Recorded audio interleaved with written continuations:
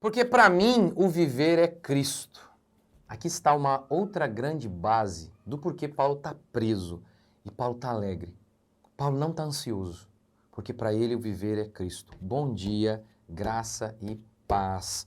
Só lembrando, hoje nossa grande live, erros mais comuns que pais que querem fazer homeschooling cometem e pais que já estão praticando homeschooling também cometem. Então assista 20 horas. Eu vou tentar responder ao vivo, tá? Pode mandar uma perguntinha lá ao vivo e eu vou responder ao vivo. Vamos lá. Algumas, né? Não dá para responder todas, mas vamos tentar lá, tá bom? Vamos lá, a gente está aqui em Filipenses e a gente chegou em Filipenses capítulo 1, versículo 21.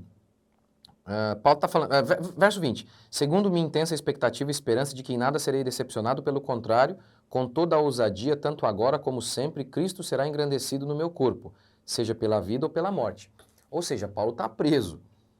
Cristãos sendo assassinados. É óbvio que ele sabia que existia a possibilidade de que ele também fosse assassinado, como de fato foi decapitado numa prisão romana.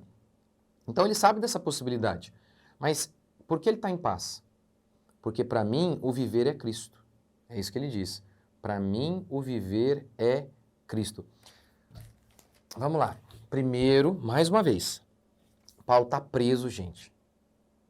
Eu já falei isso aqui. Lembra? Eu vou te bater lá fora, na escola. Esse negócio dá uma ansiedade, não dá? Uma coisa é você vai e bate o dedo ali, mesmo que doa de montão. Tem problema. Mas outra coisa é, eu vou dar uma bicuda ali agora. Ansiedade. Igual na escola. O cara, vou te bater, vou te pegar lá fora. Era melhor que ele desse uma surra em você ali, né? Isso dá ansiedade. Porque você sabe o que vai acontecer. Paulo estava ali e a probabilidade que ele fosse morto era enorme. Tanto é que ele foi. Paulo está numa situação dessa, ele foi abandonado por muitos, está preso, entregue pelo seu próprio povo. E o tema da carta é alegria. E Paulo ordena que o povo não fique ansioso, sendo que aquele que mais deveria estar era ele, né? Mas ele diz, não fiquem. Aqui está outro segredo do porquê Paulo estava mantendo uma vida tão forte, tão triunfante, tão vencedora, mesmo diante dessa circunstância tão terrível. O viver é Cristo. Agora, a grande pergunta é, o que seria esse, para mim, o viver é Cristo? Uma possibilidade. É que o cristão, ele é um servo de Cristo. E o objetivo do cristão é fazer a vontade de Cristo. O cristão, ele não tem sonho. O cristão, ele sonha em obedecer à vontade de Deus. Vamos lá. Lembra quando Jesus enviou os discípulos para comprar comida enquanto ele ficou lá junto à fonte de Jacó? Aí ele evangelizou a mulher samaritana. Quando os discípulos chegaram com comida, Jesus disse que não precisava mais. Os discípulos perguntaram, alguém trouxe comida para ele? E Jesus retrucou, uma comida tenho para comer que vocês não conhecem. A minha comida consiste em satisfazer a vontade daquele que me enviou. Então, provavelmente, quando Paulo diz, para mim o viver é Cristo, esse é um primeiro significado aí. A minha vida gira em torno de fazer a vontade dele. Em outra passagem, em Gálatas 2:20, Paulo diz, logo estou crucificado com Cristo, quem vive já não sou eu, mas eu vivo por aquele que morreu e me amou. Então, possivelmente, esse é o grande significado. Paulo está dizendo que ele existe para satisfazer a vontade de seu Senhor. A ideia aqui de escravo mesmo, como Paulo usa várias vezes essa expressão, né? Que ele fala que ele é escravo. Lembra do escravo? O escravo ele não tinha uma vontade própria. O escravo ele não era dono nem dele nem de seu filho. O escravo ele existia para satisfazer ao seu senhor. O que lá fora tinha essa conotação ruim, com Cristo não. Com Cristo é uma bênção. Por quê? Porque desejar o que Deus deseja é perfeito, é desejar o perfeito, porque Deus é perfeito. Então, isso aqui, para mim, o viver é Cristo.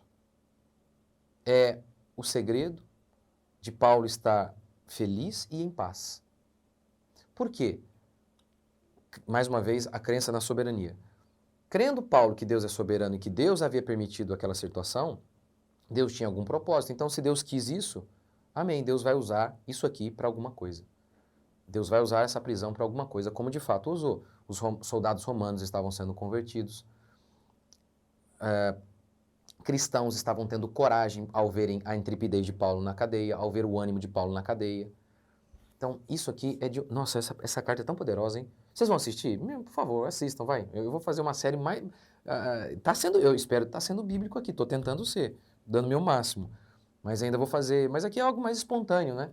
Eu vou fazer algo mais elaboradinho e tal nessa série sobre Filipenses. Em essência vai ser isso aqui mesmo que eu tô falando, mas... Porque, gente, que carta, não?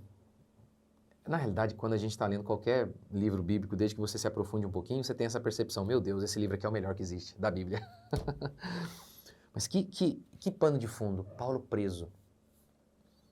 Paulo preso, a carta tem como tema alegria, ele não está ansioso, ele não está com medo, por quê?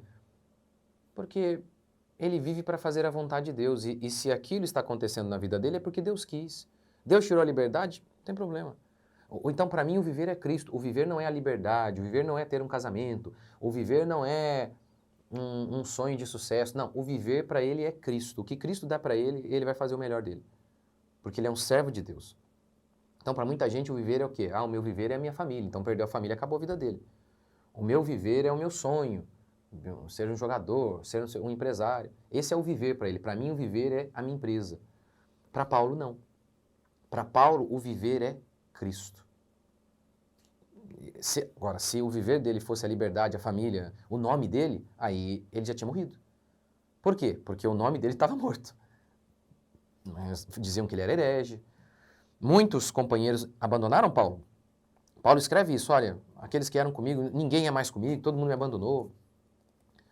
Nome não tem, dinheiro também não tinha. Então, se para ele o viver fosse ter dinheiro, ele tinha morrido também. Ele estava lá deprimido na cadeia, mas ele não estava. Por quê? Porque para ele o viver não é a família. Para ele o viver não é ser um sucesso. Para ele o viver é Cristo. Ou seja, ele existe para obedecer a Cristo e fazer a vontade de Cristo. O prazer dele consiste em fazer a vontade de Deus. É o que eu já falei aqui para vocês. Eu tenho me esforçado sempre para... Não tenho muito sonho.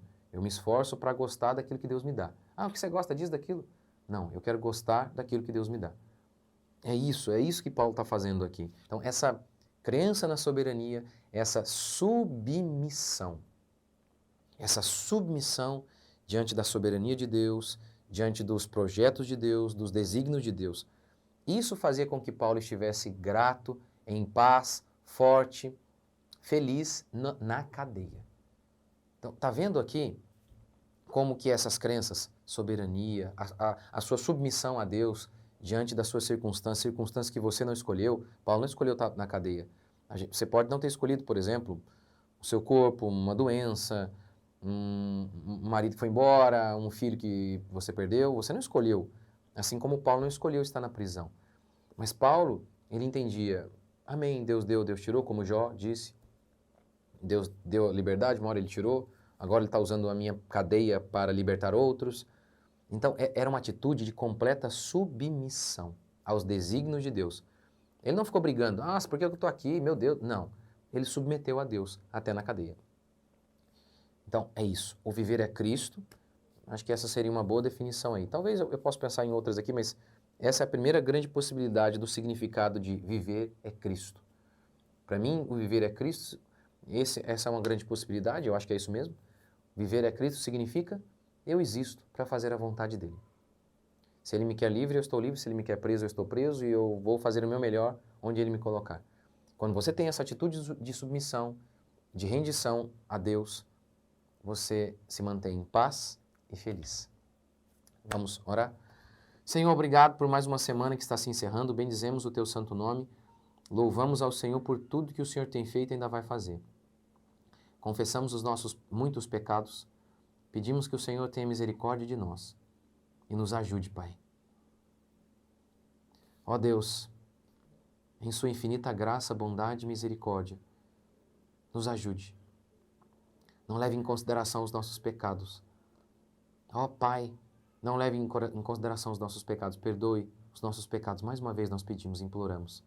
E que a graça do Senhor esteja conosco. Que a mão do Senhor nos alcance. Que a misericórdia do Senhor nos alcance mais uma vez.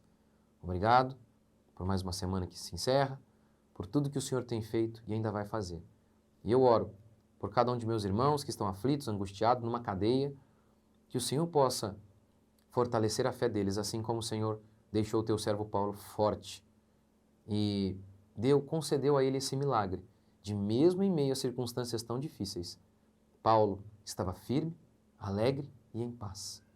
Ó Deus, o Senhor não prometeu dinheiro, riquezas materiais para todos, mas o Senhor prometeu uma riqueza muito maior para todos nós, a paz do Senhor, a alegria do teu Espírito Santo. Ó Deus, esse milagre o Senhor prometeu a todos os seus filhos. Essa é a verdadeira vida em abundância. De um homem que, mesmo diante de circunstâncias terríveis, ele estava de cabeça erguida. Essa é a verdadeira vida em abundância que o Senhor prometeu a todos nós. E eu peço, Pai, que essa vida em abundância se concretize na vida de cada um de meus irmãos que estão me ouvindo agora. Em nome de Jesus. Amém? Live hoje às 20 horas aqui sobre homeschooling. Não perca. Obrigado, gente. Mais uma semana. Deus conosco. Deus abençoe vocês.